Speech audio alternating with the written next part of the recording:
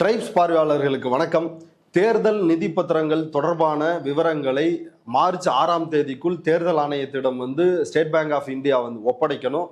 March 13ஆம் தேதிக்குள்ள தேர்தல் ஆணையம் அதை நாட்டு மக்களுக்கு தெரியப்படுத்த வேண்டும் அப்படின்னு பிப்ரவரி 15ஆம் தேதி உச்சநீதிமன்ற தலைமை நீதிபதி சந்திரசூட் தலைமையிலான 5 நீதிபதிகள் கொண்ட அமர்வு ஒரு அதிரடி உத்தரவை பிறப்பிச்சிருந்தாங்க. அந்த உத்தரவை செயல்படுத்தாமல் அந்த உத்தரவை மீறும் விதமாக எங்களுக்கு டைம் வேணும், எங்களால இந்த விவரங்களை தொகுக்க முடியல அப்படின்னு சொல்லி உச்சநீதிமன்றத்தை மீண்டும் மார்ச் 12ஆம் தேதி ஸ்டேட் பேங்க் ஆஃப் இந்தியா அணுகுனாங்க. எங்களுக்கு 4 மாத கால அவகாசம் வேணும், அப்பதான் நாங்க இந்த டீட்டெயிலை தொகுத்து வெளியிட முடியும் அப்படின்னு சொல்லி இருந்தாங்க.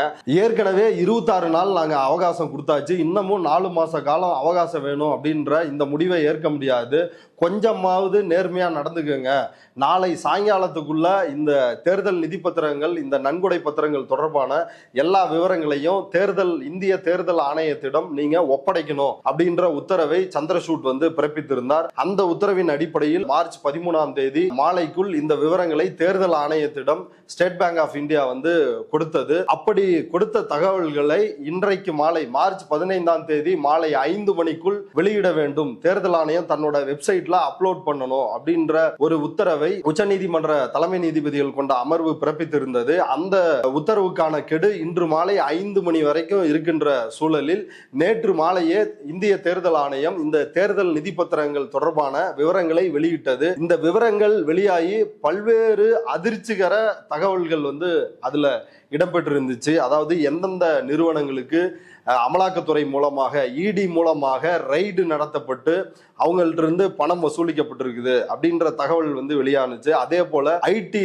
ரைடு நடத்துவதன் மூலமாக எந்தெந்த நிறுவனங்களிடம் ஐடி ரைடு நடத்தி அந்த ஐடி ரைடுக்கு பிறகு அந்த நிறுவனங்கள் தேர்தல் நிதி பத்திரங்களை வாங்கி அரசியல் கட்சிக்கு நன்கொடையா கொடுத்தாங்க அப்படின்ற விவரங்கள் நேற்று இரவு நம்ம சேனல்ல நம்ம போட்ட வீடியோல நம்ம ரிப்போர்ட்டர் பாட்டர் விளக்கி இருந்தாரு. இந்த விவகாரத்தில் மீண்டும் ஒரு சர்ச்சை வெடிச்சிருக்கிறது. உச்ச நீதிமன்றத்தையே ஸ்டேட் பேங்க் ஆஃப் இந்தியாவினுடைய சேர்மனாக இருக்கின்ற தினேஷ்குமார் கேரா மீண்டும் ஏமாற்றியுள்ளார். அந்த தில்லுமுள்ள உச்ச நீதிமன்றம் கண்டுபிடித்து இன்னைக்கு உச்சநீதிமன்ற தலைமை நீதிபதி சந்திரசூட் தலைமையிலான அமர்வு முன்பு இந்த வழக்கு விசாரணைக்கு வந்தது. விசாரணைக்கு வந்த போது ஸ்டேட் பேங்க் ஆஃப் இந்தியாவுக்கு ஒரு புதிய உத்தரவை உச்சநீதிமன்ற தலைமை நீதிபதிகள் கொண்ட அமர்வு பிறப்பிச்சிருக்கிறாங்க. அதே போல இந்திய தேர்தல் ஆணையத்திற்கும் ஒரு வழிகாட்டுதலை கொடுத்திருக்கிறாங்க. இன்னைக்கு உச்சநீதிமன்றத்தில் நடந்தது என்ன, ஸ்டேட் பேங்க் ஆஃப் இந்தியாவுக்கு என்ன மாதிரியான உத்தரவு கொடுக்கப்பட்டது, இந்திய தேர்தல் ஆணையத்திற்கு என்ன வழிகாட்டுதல் கொடுக்கப்பட்டது அப்படின்ற விவரங்களை இந்த வீடியோல பார்க்கலாம் வாங்க.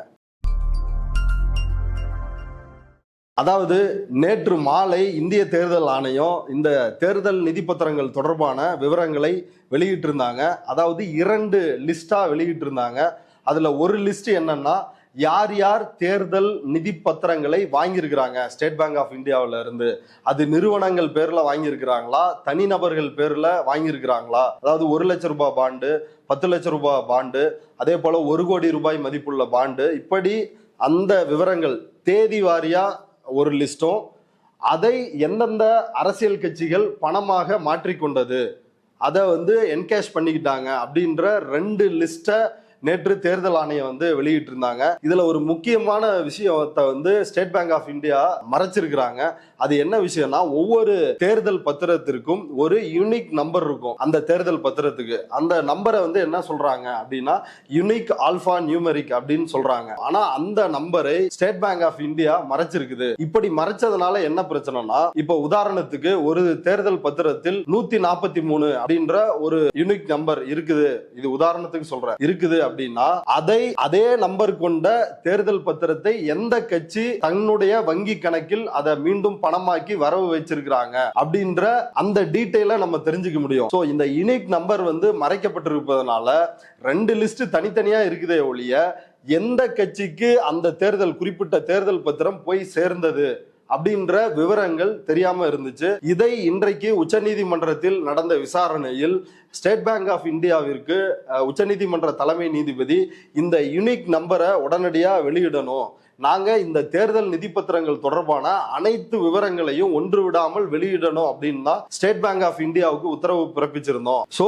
இந்த தேர்தல் பத்திரங்கள், ஒவ்வொரு தேர்தல் பத்திரத்துக்குமான இந்த தேர்தல் பத்திர எண்கள், இந்த யூனிக் நம்பர்ஸ் வந்து மறைக்கப்பட்டிருக்குது, இதை உடனடியா வெளியிடணும், ஏன் மறைச்சிங்க அப்படின்னு சொல்லி ஸ்டேட் பேங்க் ஆஃப் இந்தியாவிற்கு உச்சநீதிமன்ற தலைமை நீதிபதி சந்திரசூட் தலைமையிலான அமர்வு ஒரு நோட்டீஸை இன்னைக்கு இஷ்யூ பண்ணிருக்கிறாங்க.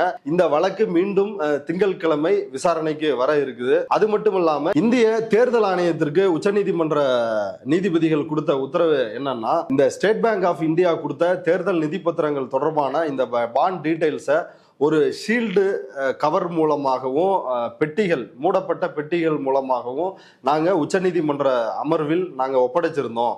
அந்த மூடப்பட்ட சீலிடப்பட்ட கவர்களில் இருக்கிற அந்த தரவுகள் வந்து எங்களுக்கு வேணும், ஏன்னா எங்கள்கிட்ட அது சம்பந்தமான எந்த ஒரு காப்பியும் இல்லை அப்படின்னு சொல்லி உச்சநீதிமன்றத்தில் தேர்தல் ஆணையம் தரப்புல வந்து கேட்டிருந்தாங்க. இப்ப எஸ்பிஐக்கு இன்னைக்கு இந்த யூனிக் நம்பரை கொடுங்க அப்படின்னு ஒரு உத்தரவு பிறப்பிச்சிருந்தாங்க இல்லையா, அந்த யூனிக் நம்பரோட இருக்கிற டீடைல்ஸோட ஞாயிற்றுக்கிழமை மாலைக்குள், அதாவது மார்ச் 17 மாலைக்குள் மீண்டும் இந்த முழு தகவலை வெளியிடணும் அப்படின்னு சொல்லி தேர்தல் ஆணையத்திற்கு ஒரு வழிகாட்டுதலை உச்சநீதிமன்ற தலைமை நீதிபதி சந்திரசூட் வந்து கொடுத்திருக்கிறாரு. அது மட்டும் இல்லாமல் கூடுதலா அதுல ஒரு விஷயம் என்னன்னா, நீங்க இந்த சீலிடப்பட்ட கவர்ல இருக்கிற விஷயத்த நாங்க ஒரு காப்பி எடுத்துக்க போறோம் அப்படின்னு சொல்லி உச்சநீதிமன்றத்தினுடைய பதிவாளர் அவருக்கு ஒரு உத்தரவு போட்டிருக்கிறாங்க.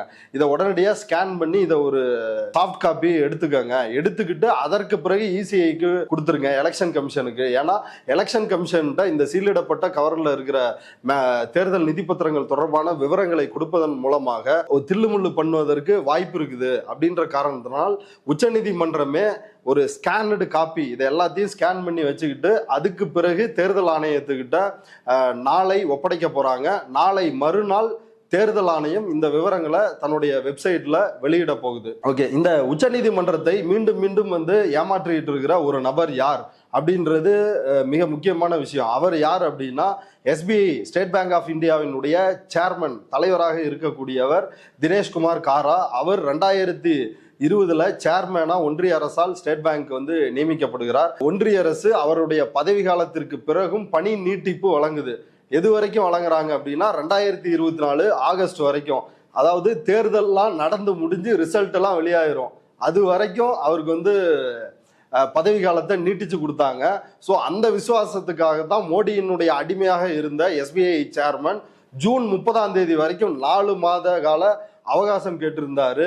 இப்படி மோடி அரசு அடுத்தடுத்து பல்வேறு பித்தலாட்டங்களை, தன்னுடைய கைக்கூலிகளை எஸ்பிஐல, தேர்தல் ஆணையத்துல, இடியில, இப்படி ஒவ்வொரு இடத்துலையும் வச்சிருந்து இந்திய ஜனநாயகத்தின் அரசின் உறுப்புகளாக இருக்கக்கூடிய இந்த துறைகளை எல்லாம் தன்னுடைய கட்டுப்பாட்டிற்குள் வைத்து இந்திய ஜனநாயகத்தையே குரவலைய பிடிச்சு நெரிச்சுக்கிட்டு இருந்தாங்க. அதை இன்றைக்கு உச்சநீதிமன்றம் கொடுத்த உத்தரவு அப்படின்றது ஒரு ஆரம்ப நிலையில் உடைச்சிருக்குது அப்படின்னு தான் வந்து நம்ம பார்க்க வேண்டியது இருக்குது. இந்த தேர்தல் நிதி பத்திரங்கள் தொடர்பாக நம்ம ஏற்கனவே நம்ம சேனல்ல வீடியோ வெளியிட்டு இருந்தோம். அதுல சில கூடுதல் தகவல்களை வந்து சொல்ல வேண்டியது இருக்குது. நேற்று தேர்தல் ஆணையம் வெளியிட்ட இந்த தேர்தல் நிதி பத்திரங்கள் தொடர்பான விவரங்கள் வெளியானத உடனே பல்வேறு யூகங்கள் எல்லாருக்கும் வந்துச்சு. யார் யாருக்கெல்லாம் இடி ரைடு, ஐடி ரைடு போயிருக்குது, அந்த ரைடு போன பிறகு யார் யாரெல்லாம் தேர்தல் நிதி பத்திரங்களை வாங்கி இருக்கிறாங்க, வாங்கி அரசியல் கட்சிகளுக்கு கொடுத்திருக்கிறாங்க.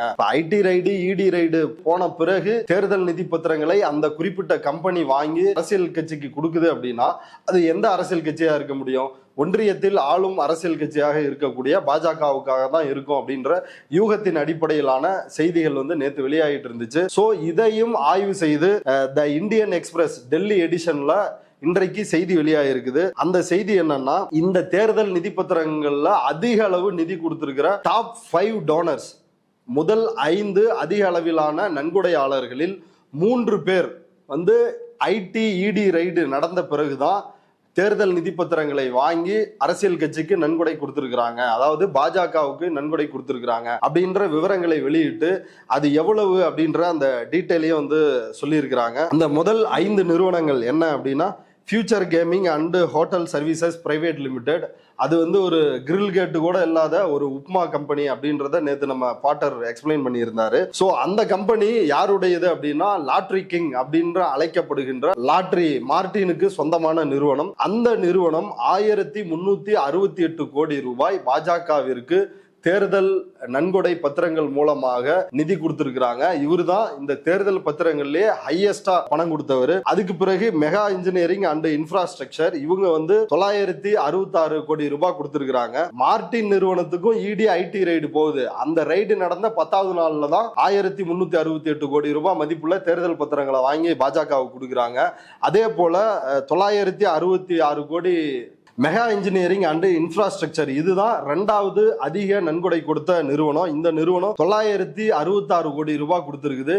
இந்த நிறுவனம் எப்படி கொடுத்திருக்குதுன்னா 14,400 கோடி மதிப்பிலான ப்ராஜெக்ட் ஒப்பந்தத்தை மகாராஷ்டிரா அரசு இந்த நிறுவனத்துக்கு கொடுக்குது. இந்த நிறுவனம் இந்த ஒப்பந்தத்தை வாங்கிய பிறகு 966 கோடி ரூபாய் தேர்தல் நிதி பத்திரங்கள் மூலமாக பாஜகவுக்கு கொடுக்குது. ஏன்னா இந்த ஒப்பந்தத்தை 14,000 கோடி மதிப்புள்ள இந்த ஒப்பந்தத்தை கொடுத்தது அங்க மகாராஷ்டிராவை ஆட்சி செய்கின்ற பாஜக அரசு.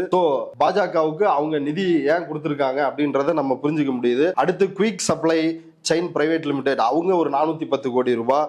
அடுத்து வேதாந்தா இங்க ஸ்டெர்லைட்டுக்காக 15 பேர் சுட்டு படுகொலை செய்யப்பட்டார்களே அதனுடைய தாய் நிறுவனம் தான் வேதாந்தா. ஸ்டெர்லைட்டினுடைய தாய் நிறுவனம் அனில் அகர்வாலினுடைய நிறுவனம். அவங்க 376 கோடி ரூபாய் வந்து கொடுத்திருக்கிறாங்க. ஸ்டெர்லைட்டை தமிழக மக்கள் போராடி மூடிய பிறகும் அதை மீண்டும் மீண்டும் திறப்பதற்கு தேசிய பசுமை தீர்ப்பாயம் போன்ற அமைப்புகள் உத்தரவு பிறப்பிச்சாங்க. அந்த உத்தரவு ஏன் பிறப்பிச்சாங்க அப்படின்ற உண்மை இப்ப வெளியே வந்திருக்குது. ஏன்னா 376 கோடி ரூபாயை கொடுத்திருக்கிறாங்க. இப்ப மட்டும் இல்ல, வேதாந்தா கடந்த 20 ஆண்டுகளாகவே வாஜ்பாய் காலத்தில் இருந்தே பாஜகவுக்கும் வேதாந்தா அனில் அகர்வாலுக்கும் இருக்கின்ற கள்ள உறவு அப்படின்றது ஊர் அறிந்தது. இப்படி தேர்தல் நிதியை அதிக அளவுல 20 ஆண்டுகளா வேதாந்தா அவங்களுக்கு கொடுத்துட்டு இருக்கிறாங்க.